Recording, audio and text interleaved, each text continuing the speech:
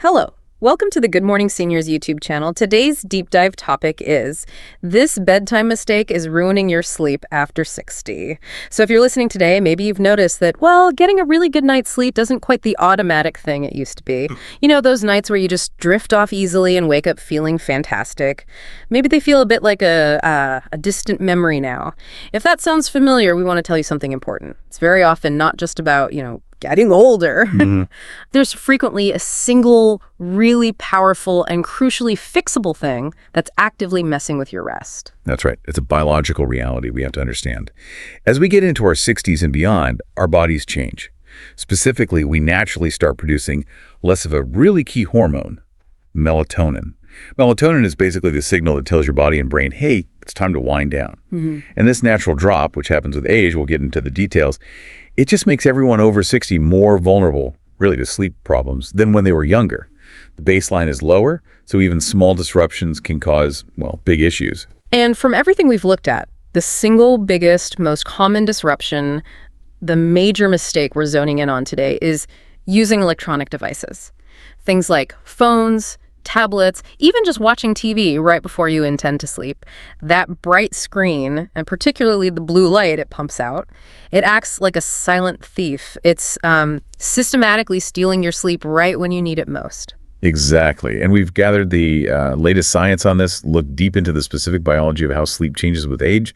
Plus, we found some really motivating practical success stories from people across the U.S. who've tackled this exact problem. So we're not just pointing out the issue. We're here to offer a detailed roadmap back to better sleep. Okay, let's really dig into this. Our mission today is to give you the understanding you need to reclaim those peaceful, restorative nights so you have more energy for, family, hobbies, everything you enjoy doing. All right, let's start by clearly defining the mistake. What we're talking about is exposing your eyes to screens, any screen, in that crucial window, maybe the hour, or ideally even 2 hours, before you plan to turn out the lights. It really doesn't matter what you're doing on it. Scrolling social media, watching a show, reading the news online, checking those last few emails. That's the prime sabotage time. And the way it works is pretty sneaky, isn't it? Screens put out light across the spectrum, but they're especially heavy on the blue wavelengths. Blue light, it's high energy, short wavelength light. And here's the kicker. It's very similar to the light composition of natural daylight. It's basically nature's signal to be awake, alert, focused during the day. That's precisely it. So when you look at that blue light in the evening, you're essentially pulling a fast one on your own biology. The light hits these special receptors in your eyes. They're called intrinsically photosensitive retinal ganglion cells, a bit of a mouthful, but they send a direct signal to your brain's master clock. That master clock, the SCN, gets the message, thinks, daylight, and tells the pineal gland to slam the brakes on melatonin production, or at least slow it way down. So your brain is getting this, hey, it's still daytime signal, even when it's, say, 10 p.m. That's a direct conflict, and the data really backs this up, right? Research from places like Harvard Health shows blue light can cut your natural melatonin production significantly. We're talking like up to 50%. 50%. That's a huge hit for anyone. But here's where the age factor really amplifies the problem for, our listeners. For seniors, whose melatonin levels are already naturally lower just due to age-related changes in the pineal gland, that 50% suppression hits so much harder. When your starting point is already lower, cutting it in half can mean the difference between drifting off naturally and just lying there, tossing and turning for ages, waiting for enough melatonin to finally kick in. I see. So it's like a double whammy. The natural decline plus this powerful artificial suppression on top. Exactly. And it's not just melatonin. That blue light messes directly with your entire internal body clock, your circadian rhythm. This rhythm, the sleep-wake cycle, tends to become a bit more, fragile as we age. Less resilient, harder to reset. When screens interfere, they actively push back your sleep onset the time you actually fall asleep. And, maybe even more importantly, they reduce the time you spend in those really deep restorative sleep stages, things like slow-wave sleep and REM sleep. So you might think you slept for 7 hours, but the quality was garbage, leaving you tired anyway. Okay, that sets the stage really well. Now, let's dive a bit deeper into the biology.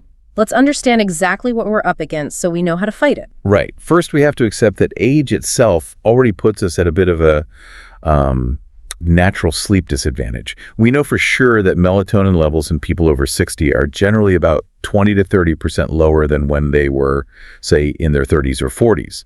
So when you layer that natural biological drop with the really strong suppressive effect of blue light, well, the negative impact just gets magnified enormously. The science shows that even a fairly short exposure, maybe just 30 minutes scrolling through your phone, can delay when you actually fall asleep by an hour or even more. And that's an hour of restorative time that, frankly, the aging body just can't afford to lose regularly.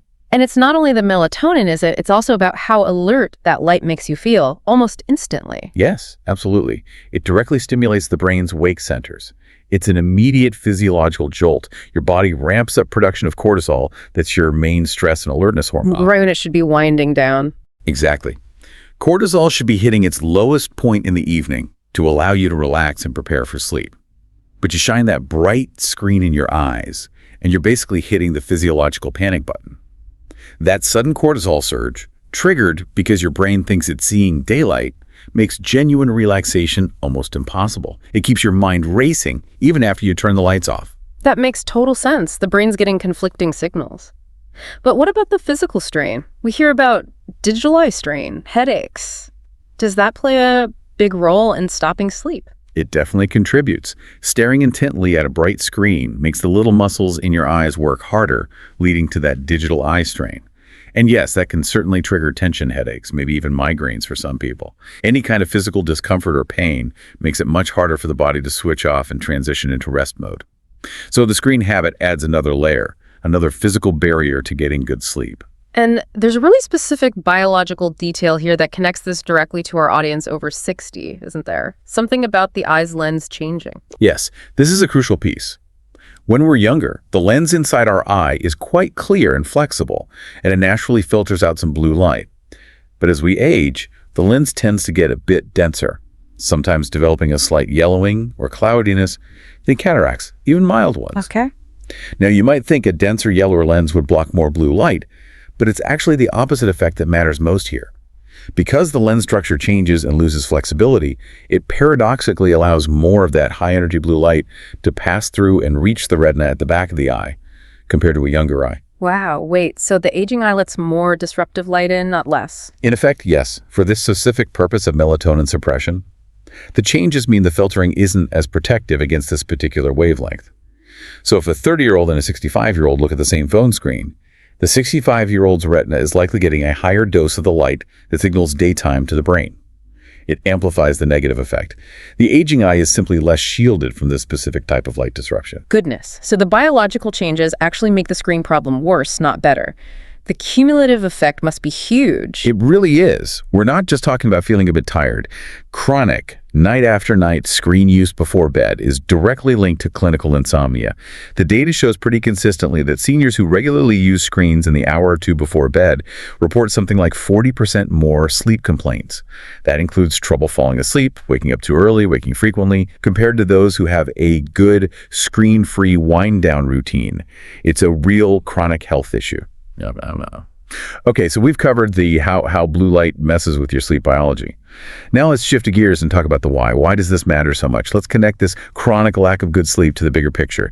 The long-term effects on your health, your vitality, even your safety. The cost goes way beyond just feeling groggy. Yeah, I think we need to address the serious stuff first, but frame it with solutions in mind, not just scare tactics. The National Institute on Aging always points out that poor sleep increases risks for cognitive decline, memory problems, mood issues. But what about physical safety? The risk of falls from being tired during the day seems enormous. It's absolutely critical we focus on this. Fragmented sleep, the kind blue light often causes, leads directly to significant daytime drowsiness. And that fatigue seriously impairs two things absolutely vital for staying upright: your balance and your reaction time. Poor sleep degrades our executive functions. That's the brain's command center for planning, judgment, making quick decisions. When you're chronically tired, your brain literally takes longer to process that you're stumbling or that you need to lift your foot higher for a step. So it slows everything down. Precisely. Yeah. AARP reports actually confirm that chronic daytime sleepiness doubles the risk of falls.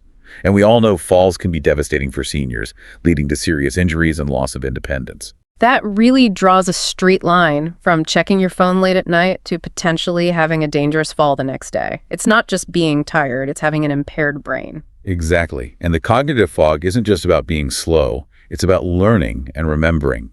Reduced REM sleep, that dream stage is crucial for consolidating memories and processing emotions. Cutting that short directly impacts clear thinking. Consistently getting short sleep, say less than 6 hours a night, have been shown to potentially raise the odds of developing dementia by as much as 30%. Sleep is fundamentally the brain's maintenance time. Can you say a bit more about that? The brain maintenance, the detox idea. Yes, it's fascinating stuff. It involves something called the glymphatic system. Think of it as the brain's waste disposal service. And it's most active during deep non-REM sleep. During this phase, the brain cells actually shrink a tiny bit, opening up channels. This allows cerebrospinal fluid to flow through the brain tissue more easily, washing away metabolic waste products that build up during the day. Critically, this includes toxic proteins like amyloid beta, which are strongly linked to Alzheimer's disease. So if you're looking at a screen and fragmenting your sleep, You're cutting short that deep sleep cycle. The brain doesn't get its proper rinse cycle. Those toxic proteins can then build up over time, potentially accelerating cognitive decline. wow, that really puts the choice between scrolling social media and letting your brain detoxify into sharp focus. What about the rest of the body, the physical health impacts? Oh, the body definitely takes a hit, mainly because poor sleep keeps stress levels chronically high. Disrupted sleep puts a significant strain on your cardiovascular system. When your sleep keeps getting interrupted, bouncing you out of deep sleep back into lighter stages, your body keeps releasing stress hormones like cortisol. Studies consistently link chronic poor sleep to about a 30% higher risk of developing hypertension, high blood pressure, because that pressure stays elevated overnight when it should be dropping. And I imagine it makes existing conditions worse, like arthritis pain. Absolutely. Less deep sleep contributes to systemic inflammation throughout the body. That inflammation, combined with the simple lack of cellular repair that happens during deep sleep, definitely makes existing conditions feel worse. Fatigue itself amplifies the perception of pain, so arthritis aches, joint stiffness, they all feel more intense, which can really limit your mobility and desire to be active the next day. It sounds like a vicious cycle. Pain makes sleep worse, poor sleep makes pain worse. It absolutely is. Plus, your immune system suffers. You don't produce as many vital immune cells when you're sleep deprived, making you more susceptible to catching colds, the flu, and generally healing more slowly from illness or injury. And metabolism, that's a big concern for many people after 60, managing weight and blood sugar. Huge connection there. Poor sleep throws your hormones out of whack, particularly ghrelin, which signals hunger, and leptin, which signals fullness. Sleep deprivation makes ghrelin go up and leptin go down, so you feel hungrier and you feel less satisfied after eating. Plus, your body naturally craves quick energy sources, usually sugary foods and simple carbs when it's exhausted. It's a biological drive. This absolutely contributes to weight gain and problems with blood sugar control, making things like type 2 diabetes harder to manage. Okay, let's shift to the mental and emotional side. That blue light triggering cortisol. I imagine that really fuels anxiety, especially at bedtime. It's a major trigger. That jolt of cortisol definitely contributes to heightened anxiety and those awful bedtime worry loops. Your mind just starts racing, thinking about the day, planning tomorrow, rehashing conversations, making it impossible to switch off. Poor sleep also messes with neurotransmitters like serotonin, which helps regulate mood. That disruption can lead directly to mood swings, feeling irritable, snapping easily, or just a persistent feeling of sadness or flatness. And the risk of actual depression. The link is strong. Chronic sleep problems are known to double the risk of developing clinical depression in seniors. It's a serious connection. And something often overlooked is how fatigue impacts just wanting to do things. Social life, engagement. Yes, exactly. When you're constantly tired, that motivation, that spark to go out, see friends, travel, play with grandkids, volunteer, it just drains away. This physical and mental fatigue can easily lead to social isolation. You start turning down invitations, maybe relationships get strained because family doesn't understand why you're always tired or seem grumpy. It can lead to a real withdrawal from the activities that normally bring joy and connection. Recognizing this whole cascade of effects hopefully provides some powerful motivation to make a change.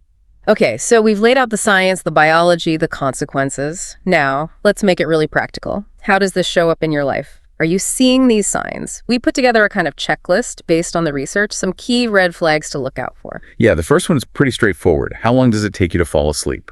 Are you regularly lying awake for more than, say, 30 minutes most nights? That delay, known as sleep latency, is a classic sign that your melatonin might be suppressed. Your brain just isn't getting the go-to-sleep signal strongly enough. Second flag. What happens during the night? Are you waking up multiple times? And not just for a quick trip to the bathroom, but waking up and feeling suddenly alert, wired, anxious even. That suggests your cortisol levels might be staying too high overnight, or your sleep cycles are just really fragmented, not smooth. Yeah. Third, think about the morning after. How do you really feel when you wake up? Is there this deep, heavy grogginess, sometimes called sleep inertia, that sticks with you long after you get out of bed? Maybe even after your first coffee? Genuinely restorative sleep should leave you feeling reasonably refreshed pretty soon after waking. Persistent grogginess is a sign the quality wasn't there. Fourth point, how are you managing daytime tiredness? Are you finding yourself needing naps? Maybe long naps just to kind of catch up? While short power naps can be okay, relying on long naps regularly often just messes up your nighttime sleep drive even more. It's compensating, not fixing. And the fifth red flag, maybe the most telling. Do you find yourself craving screen time in the evening, specifically to unwind or relax? This is that dangerous feedback loop. The screen gives you a quick, easy hit of distraction, maybe some dopamine, but it's actively preventing the biological winding down process. So the next night, you feel like you need it even more. If any, or especially several, of these sound familiar, well, you're definitely not alone. But the key is, recognizing them gives you the power to change things. Exactly. That's the motivational flip we really want to emphasize. Seeing these signs isn't about feeling bad. It's actually empowering. It means you've likely pinpointed the main culprit stealing your sleep, and guess what? It's something you can start fixing tonight for free. And the positive changes can happen surprisingly quickly. Sleep studies and clinical reports show that seniors who successfully cut out pre-bed screen time often report falling asleep 20 to 30 minutes faster. And they notice deeper, less interrupted sleep within just a few weeks, sometimes even sooner. And thinking longer term, those benefits just snowball, right? Better sleep means more energy, a sharper mind, energy for travel, for really connecting with family, for picking up hobbies again. Plus, it gives your immune system a boost, improves your mood. It's fundamentally about improving your quality of life for all the years ahead. This simple change is a powerful investment in yourself. Okay, let's get practical. We know we need to ditch the screens before bed. But the big question is, what do we do instead? Especially if, the TV or tablet felt like company or an easy way to zone out. The key seems to be creating a new, relaxing routine that actively signals sleep time to your brain and body, building a positive association with bedtime. Absolutely. It starts with some disciplined changes to your habits. Number one, the most crucial step, set a firm screen curfew. This means turning off all electronic devices, phones, tablet, computers, and yes, ideally the TV too, at least 1 hour. And even better, 2 hours before you plan to actually be asleep. Maybe use an old-fashioned alarm clock as a reminder to power down, and seriously consider charging your phone outside the bedroom. Keep it out altogether. Step 2 is about the light around you, not just from screens. You need to dim the lights in your environment. Use lamps with warm-toned bulbs, think yellow, orange, amber, rather than bright overhead lights in the evening. Dimmer switches are great for this. You want to mimic the natural light of sunset, which helps your brain start producing melatonin naturally. Avoid those harsh, bright, bluish-white lights. Third step. Create a wind-down zone. This means being really strict about what the bedroom is used for. Ideally, only 2 things: sleep and intimacy. If you can, move the TV out of the bedroom. You need to break the mental association between your bed and activities like watching stressful news, working, or scrolling. The bed needs to signal rest, nothing else. And fourth, you need to actively practice relaxation. This is where you consciously shift gears from the day's activities. Maybe try some simple, gentle breathing exercises, or read a physical book or magazine, something light. I find it helps to take maybe 15 minutes before the curfew starts, just to quickly organize for the next day, lay out clothes, pack a bag. It gets those little logistical worries out of your head before you hit the pillow. Okay, but here's the challenge many people face, myself included sometimes. If the screen was the easy go-to for distraction or, frankly, just killing time, how do we replace that? We need alternatives that are genuinely relaxing but still engaging enough that we don't just get bored and reach for the phone again. That's a great point. Relaxation shouldn't feel like a chore or like watching paint dry. The aim is to lower your physiological arousal, calm the nervous system. So instead of scrolling, try reading a physical book. But choose carefully. Maybe light fiction, a biography, travel writing, something engaging but not intellectually demanding or stressful. Avoid thrillers or complex work reports. I like the idea of replacing passive screen time with some gentle movement, too. Excellent idea. Just 10 minutes of light stretching or some simple restorative yoga poses can work wonders. It helps release muscle tension built up during the day without getting your heart rate too high. Another classic is taking a warm bath or shower before bed. It's not just relaxing. The subsequent drop in your core body temperature as you cool down actually signals to your brain that it's time for sleep. Mindfulness practices are also fantastic. You could try keeping a small gratitude journal by your bed. Just jotting down 3 positive things from the day helps shift your focus away from worries. Or spend 5 or 10 minutes doing some quiet meditation or mindful breathing. Or even just listening to calming music, classical, ambient, or maybe an audio-only podcast or audiobook. The key is avoiding the visual stimulation, especially the blue light. Let's talk tools for a second. You mentioned blue light blocking glasses earlier. Do they actually work, or are they mostly hype? It's a fair question. The science suggests that good quality amber or orange-tinted glasses can help block the specific blue light wavelength that suppress melatonin the most, typically in the 450-490 nanometer range. If you absolutely must look at a screen close to bedtime for some unavoidable reason, they might offer some protection. But they are definitely not a substitute for the screen curfew. Think of them as a damage limitation tool, not a free pass to keep scrolling. The best solution is always avoiding the light source altogether. Right, good distinction. And what if those pesky late-night thoughts still pop up, the worry train starts rolling? Keep a notepad and pen by your bed. Seriously, call it your worry dump. If a thought or worry comes up, quickly write it down. Just get it out of your head and onto the paper. Then tell yourself firmly, okay, it's captured. I'll deal with that tomorrow during daylight hours. It sounds simple, but it can really help stop those thoughts from spiraling. Great tip. Finally, let's quickly cover those supporting factors: nutrition, environment. They help reinforce the good habits. Absolute critical. First, caffeine. You really need a strict caffeine cutoff time, ideally no later than noon or 2 p.m. at the absolute latest for most people. Caffeine has a long half-life. It sticks around in your system for hours. A 3 p.m. coffee means a significant amount is still active in your brain at 9 or 10 p.m. Second, room temperature. Keep your bedroom cool. The ideal range for sleep is generally between 60 and 67 degrees Fahrenheit. That's about 19 Celsius. A cool room helps facilitate the natural drop in body temperature needed for sleep. And the common misconception about alcohol helping sleep. Yeah, definitely avoid using alcohol as a sleep aid. While a drink might make you feel drowsy initially and help you fall asleep faster, it severely disrupts the quality of your sleep later in the night. It fragments your sleep cycles, suppressing REM sleep especially. You wake up feeling unrefreshed, even if you slept for a decent number of hours. And maybe the most important environmental factor, consistency. Try your absolute best to go to bed and wake up around the same time every single day. Yes, even on weekends. That regularity is incredibly powerful for strengthening your natural circadian rhythm. It's one thing to talk about the science, but hearing about real people who've made this change and seen results, that's often the most powerful motivation. We found some really great examples of seniors from different parts of the U.S. who successfully kicked the pre-bed screen habit and got their sleep back. Let's start with Margaret. She's 71, a retired teacher living in Seattle. Margaret told us she had terrible insomnia for years.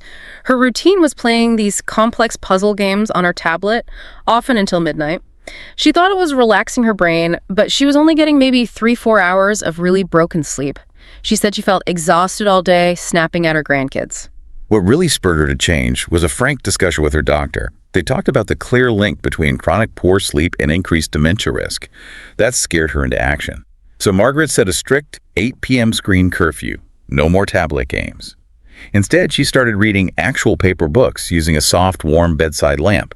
The change was, well, dramatic. Within about 2 weeks, she was falling asleep much faster, waking up feeling genuinely rested. She told us she feels 10 years younger. And now, with all that regained energy, she's actively volunteering at her local library and even shares her story at community wellness talks. That's fantastic. Okay, next up is Linda, 66 years old, a nurse in Boston. Linda's big mistake was checking work emails on her phone right up until about 9 p.m. That mix of the blue light plus the stress from work stuff just kept her mind racing. She was getting maybe 5 hours a night, felt foggy at work, even admitted to making some small calculation errors she normally wouldn't. Her motivation came from seeing a colleague burn out badly.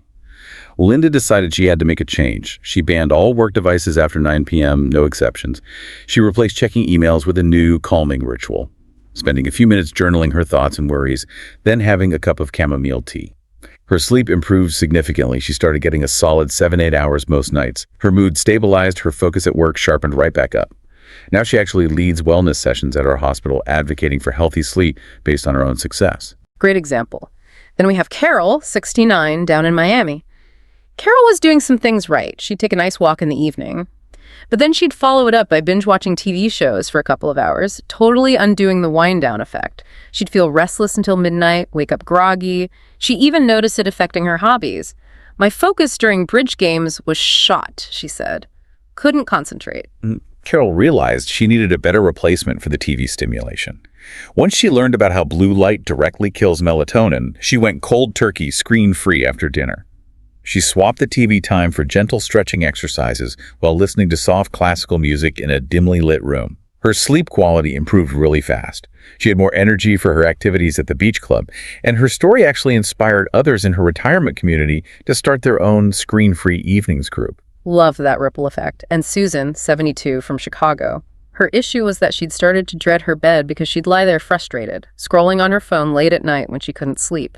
She smartly recognized she was basically training her brain to be awake in bed. So Susan implemented a brilliant, non-negotiable rule. No screens in the bedroom ever. And crucially, if she found herself awake in bed for more than about 20 minutes, she wouldn't reach for the phone. Instead, she'd get up, go to a comfy chair in another room, and read a physical book under low light until she felt sleepy again. Then she'd go back to bed.